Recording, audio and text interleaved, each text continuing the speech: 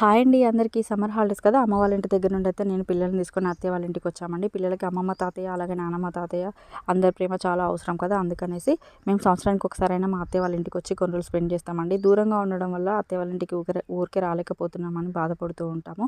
ఇక ఉదయం 7 గంటలకల్లా మా అత్తయ్య మామయ్య చాలా బిజీ అయిపోయారు.